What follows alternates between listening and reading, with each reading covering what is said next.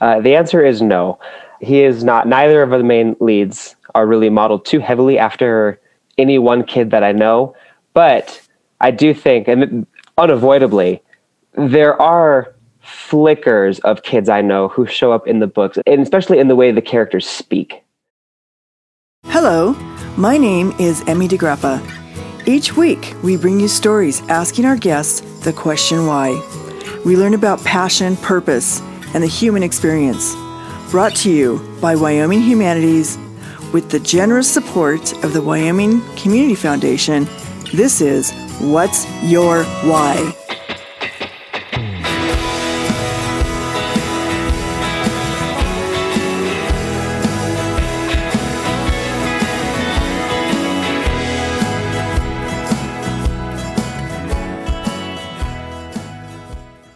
Today we are talking to author Tyler Rogers.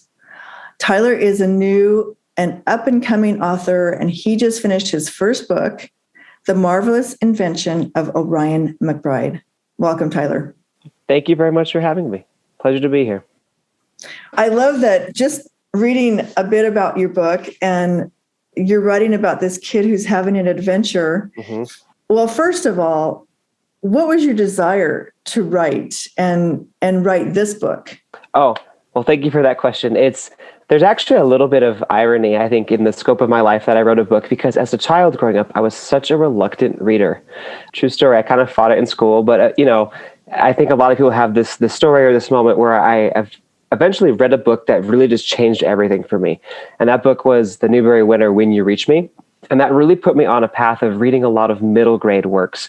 So kind of middle grade being that it bridges the gap from children's lit, like picture your Magic Treehouse books, to young adult, not quite as mature as young adult, but that middle grade, third, fourth, fifth, sixth grade territory book.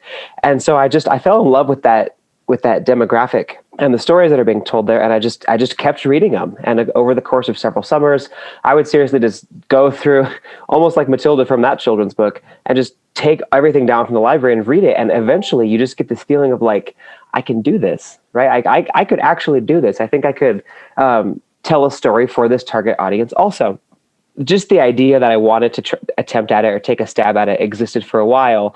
And now put that together with my role as a teacher. I'm a public school teacher. I spent 5 years working as the arts director for our Sheridan County YMCA. So over the course of my working life, I have encountered thousands of children at this point, and their stories and who they are and who they want to be and their goals. And one thing that sticks with you, and I think a lot of teachers would understand this and agree with it, is that you run into kids. They're carrying a lot, right? And they don't always have the tools to say it. They don't always have the tools to ask for help. They're carrying more than maybe developmentally we think they should have to, but this is the cards they've been dealt, really. And so I was kind of just thinking about those challenges, and sometimes that's trauma, and sometimes it's familial, and all those things. And sometimes kids have a really surprising way of expressing those difficulties. And that's where the idea for this story kind of came through, is as kids who are carrying more than they are prepared to, even though those situations might be out of their control, and the surprising and perhaps at times inelegant ways that they're going to ask for help. And when you work with kids, like in your 5 years that you worked with kids at the YMCA, is your main character in your book modeled after one of those kids that you worked with and you really saw them go through some real life struggles? That's such a great question. And I do get asked that quite a bit, especially by the kids who are in my periphery. The answer is no. He is not. Neither of the main leads are really modeled too heavily after any one kid that I know. But I do think, and unavoidably, there are flickers of kids I know who show up in the books, and especially in the way the characters speak. There are some spoken habits. I really wanted to do kid voice really well and have an authentic sense of kid voice. And so I did think about the patterns of speech that kids use. And so there's flickers here and there, but as far as like telling their story too specifically, no. Okay. I was curious about that. And I also was curious if you based it on some of your own childhood struggles, and that maybe you went through a time in your life where you can suddenly relate to these young people and what they're going through. Oh, well, I appreciate that thought too. And to that, I will say I am extremely fortunate in my upbringing and in my present day, to have come from stability and to come from support and love really at every turn. And, the protagonists of the story, Christopher and Orion, they're both dealing with with some fractures. I don't know if we can spoil it here. I don't want to go into spoiler territory in case someone listening maybe hasn't read it before. But the boys have some challenges going on, and Orion keeps his pretty close to his chest. But no, I cannot myself anchor into those experiences much at all. But to your previous question, I've seen many kids go through similar situations, if not very similar situations. And so, it's one of the things when you're in that teacher role, you care about these kids, and when they're aching, it's hard on you too. And you want to support them and you want to understand them. And so navigating that, it's so kid by kid and person by person too, right? It would go for adults too, but it just so happens that the focus of my work tends to be age 12 and under. So how did that become your passion to focus on that age group? What is it that you love about that age group that kind of makes you passionate about even writing this book? I love that question, and it's a brilliant question, and it is a hard one for me to answer because, let me think, I was 16 years old, and I had grown up doing our children's art programming in Sheridan, and eventually you outgrow it and you graduate from it, right? And I wanted to stick with it. It was important to me. It was kind of really central to my identity that I was a part of these programs and these communities. There was theater things and music things and things like that. So I wanted to find ways to stay involved. So even after I graduated, I asked the directors in charge, hey, is there any way I can come support? Can I be backstage? What can I do to stay involved? And I stayed involved. And that just kind of snowballed. So this year, when I'm 16, I am volunteering for the Children's Theater. And 2 years later, I'm working as someone who works at the Children's Theater. And before you know it, I'm teaching elementary school music. I just love elementary school. That's who I am. I love working with the elementary age group. I get to teach elementary music every single day. And it's exactly who I am and what I want to do. And, I love music, and the music piece aside, I'm just very intrinsically motivated to be an agent of positive change for kids. I want to support kids all throughout their lives, right? And I think childhood is it's a volatile time. And there's a lot of good that can happen in childhood, and there's a lot of bad that can happen in childhood. And I want to be a force for good. We know evidentiarily that what happens at different markers in your childhood could have long-lasting effects on your life. And not just for the future, but for the present child now. That's what motivates me, is to just be that agent of positive change for kids, whether they're in my school or not, whether it's through a theater thing, whether just in all ways that I possibly can. And I think writing Orion McBride was just another avenue of that, of supporting kids and listening to their stories and trying being a presence with them. How is it that you started in music? Music is another passion of yours. Yes. When did you start? What age did you start down that road? I started piano lessons at age 6. I have 2 older siblings, and my older sister played piano, and she's 3 years older than me, right? And so she always had all these tricks and all these songs that she could do, and I would get so jealous that she could do all these things. And so when I turned 6, I was like, that's it. Put me in. I'm getting in there. And so as a young kid, I was so motivated in my piano lessons to practice and to really give it my all, because I wanted to be better than my sister, who was also really dedicated and had 3 years more time than me. So it was just constantly going after each other. To this day, we both still play, and now I love it, right? And it's funny that you say that. The people in my community, the people in my circle, really probably know me as a music person who randomly wrote a book.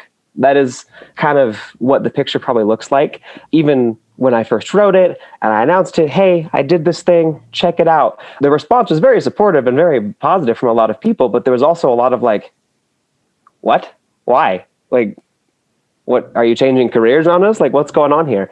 And so it's like, no, it's not a change of careers. I love the arts. When I worked at the Y, I really got to work in performance, music, reading, and visual art.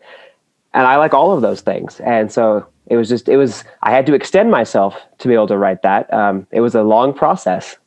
I read something about you, and it's that you always knew that you would live and work in Sheridan, Wyoming. And I thought that was interesting. Yes, absolutely. So I'm from Sheridan. I love Sheridan. For my whole life that I can recall, I have felt very connected to the social fabric of this community, I guess. And I know growing up too, you're a teenager, you're going through high school, even when you're young in college, there's a lot of like, I want to get out. That's great. I want to explore the world too. There's a lot of places I want to see, but I want my effect to be felt here in Sheridan. That piece is super important to me. It's where my family is. It's where my people are. I love that in this community, anywhere I go, I'm going to see people that I know. And I think there's people who maybe wouldn't like that, but I love it. At a restaurant, hey, the people, you see them at the store. I love that presence. And to me, you never want to say something's off the table. You don't know what life's going to throw at you, but I know that were I to locate somewhere else, I would have to reestablish that and kind of start over. And I've had a full life to get that done here too. And that is deeply meaningful to me, and it's worth cherishing. Well, that's interesting too, because you have a very strong Wyoming identity. And is it a Wyoming identity or is it just a Sheridan identity? What do you think? I think it's a Wyoming identity. I love our Cowboy State. I spent 4 years at the University of Wyoming, proudly representing their marching band. I drummed with their marching band for 4 years.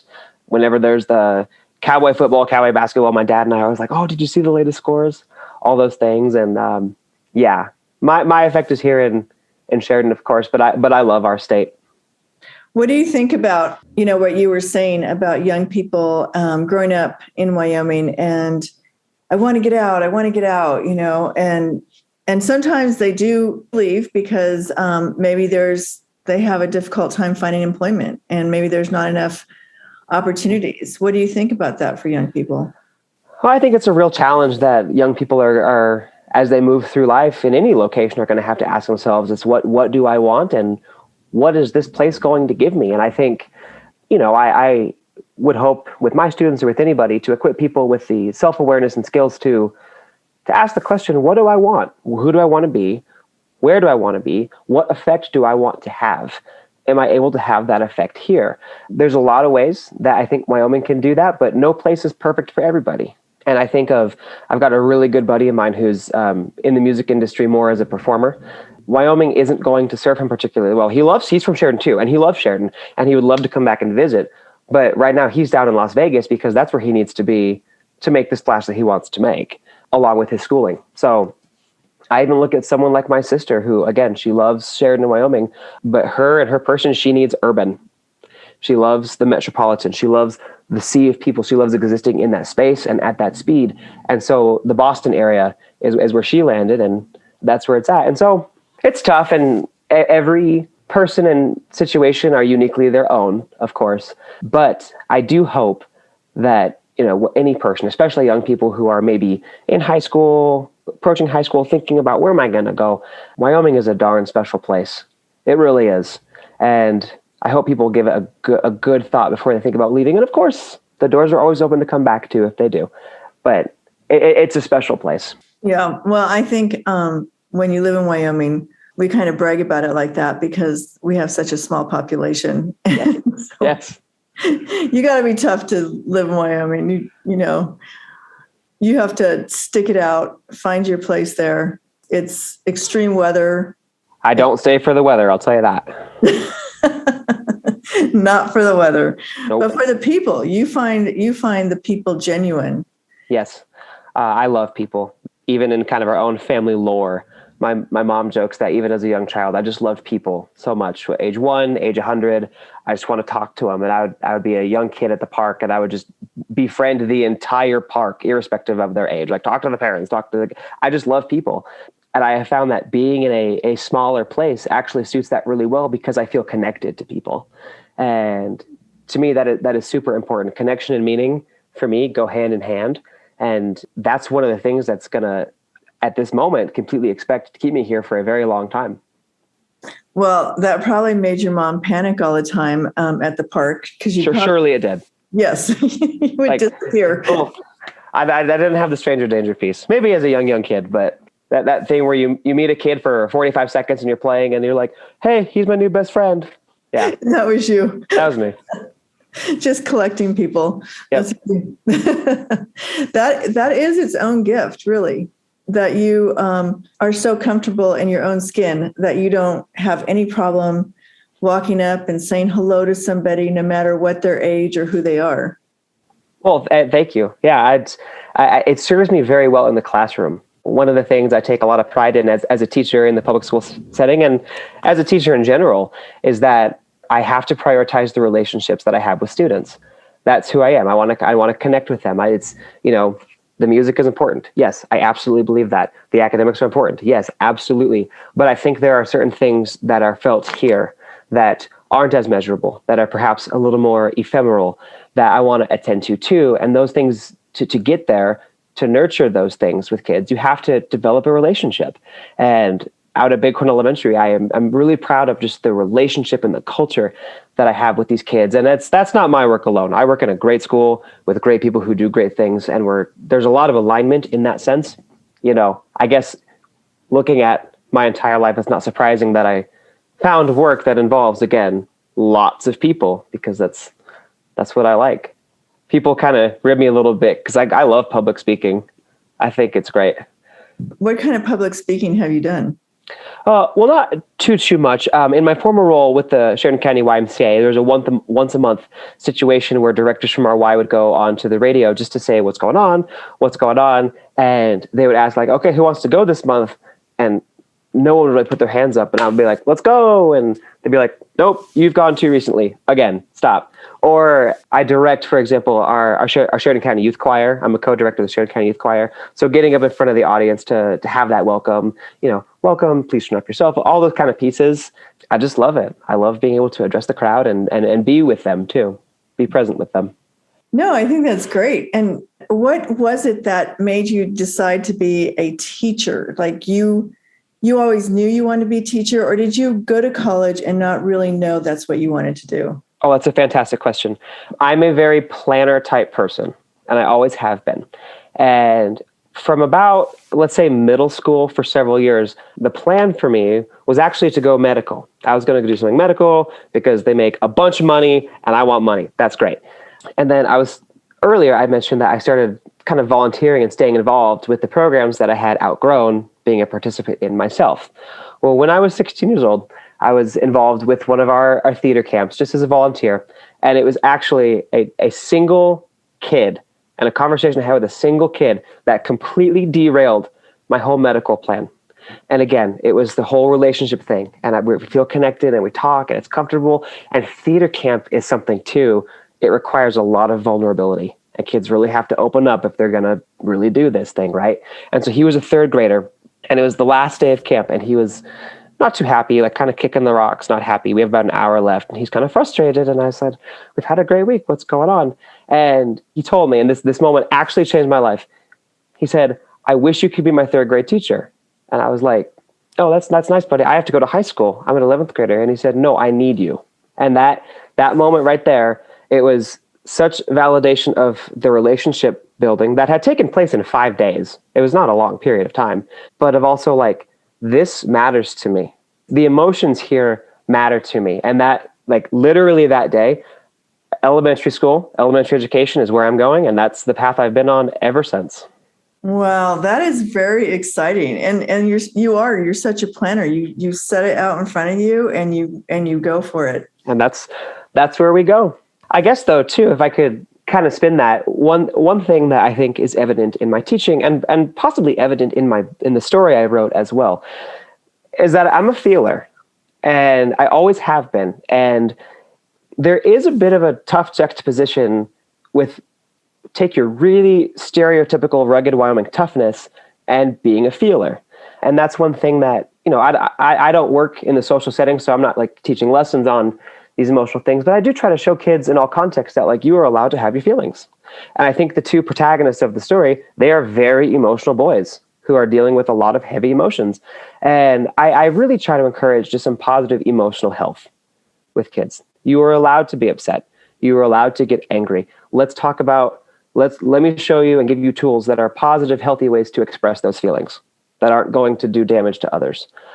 Part of the connecting of all these pieces too in the story is being able to tell a story that is very emotionally charged and trying to equip kids with tools to deal with it. Like we see Orion, he in many cases does lack the tools to deal with it, and that's real. But to me, there's a big intersect between even just in my personality profile, very, very, very extroverted, very, very, very feeling, both of those things. Well, one of the things that is also intriguing about your work with kids, your connection to kids, but I also think that the other side of that is that you have to connect with their parents, especially in the age group that you're dealing with. And that must also be frustrating in some ways because you can't control everything. You Nope. can't control their home life. Nope. You can only, you have this time with them, these certain hours during the day that you can work with these kids. That's totally true. And, I know every teacher on the planet knows the feeling of there are kids who are in your reach at a school or in your setting that when they go home for the day, you're kind of like, okay, I would rather them be here, right? Maybe here that they're going to get fed. Maybe here that they're safe. We want to work with all parents, right? One of the things I feel like my school does especially well is the door is so open for that parent school community and saying, how can we support you? How can we be a team in this? And that's super great. And of course, it's in almost all cases, it's up to the parent to want that, to look for it, to accept it, right? An interesting thing too, comparing my work at the Y to my work at a school, is when I worked at the Y and I was the director of these programs, I was the one that parents would come to talk to, like, hey, what are you seeing here? Or if we had to have that crucial conversation about maybe a nasty behavior that took place, we can have that. But it is interesting, now that I'm in the elementary music space, I don't talk to the parents nearly as much. In many cases, I don't yet know who they are because, and rightly so, when parents want to talk to the teachers, they want to talk to their classroom, their homeroom teacher, right? And so that has been one surprise for me in this role, is how less contact I have with the parents. Yeah, that is interesting when you say that. Well, what is next for you? Now that you've written your first book, what are you looking forward to? Are you going to write another book? I certainly hope to. I absolutely hope to, and I'd say plan on it. I love to plan. The thing that's putting that off at the moment is I don't want to force it. I don't want to rush it. To me, when Orion, McBride, the story all came together, I did have that spark idea of oh, I see it. I'm going to play with that. I'm going to unravel that. And then the planning, oh my gosh, the spreadsheets of me planning that story I loved it. That was my favorite part. There's character spreadsheets and everything, chapter by chapter by chapter, everything planned. I don't yet have that second idea of oh, I love that. I'm going to do that. And so I'm thinking about it. There's some ideas that I'm loosely playing with, but I need something I need to massage something out and be really inspired before I do that. But I can for sure say, let's say when I write a second one, not if. Let's say when I do it, it's not going to be an Orion McBride sequel. I think Christopher and Orion's story is done. And I think there's new tales to tell. Tyler, how can people find your book? Where can they buy it? Where can they find it? Do you have a website? How can they find you? Great question. I am probably the lamest author on the entire planet. I don't have a website. I self-published my book, so it can be cheaply found through Amazon, The Marvelous Invention of Orion McBride, or any local bookstore or library can probably order it into. I know a lot of our Sheridan bookstores do carry it. I do know of another one in Wyoming that carries it upon request, so they're able to do it. I do sometimes get asked, why did you self-publish? Well, to me, I'm a teacher, and to me, the traditional route going through a big publishing house, that's great. There's more money there. That would have been more of a career move. And I'm not looking to leave the classroom. I want to write the story. I want to share it. Then that's kind of all it is. And so that's why perhaps I'm not as well kitted of an author as I should be. I really should get a website going. That's been on my to-do list for 14 months and it's just not happened yet. So maybe this summer that'll happen. But Amazon is going to be the fastest way to find it. Okay, Amazon it is. Tell me the name of your book again. The Marvelous Invention of Orion McBride. Okay, that's where people can find your book and read it. And I look forward to hearing more about you in the future, Tyler. Thank you for talking with me today. Great. Thank you so much. It's been a pleasure.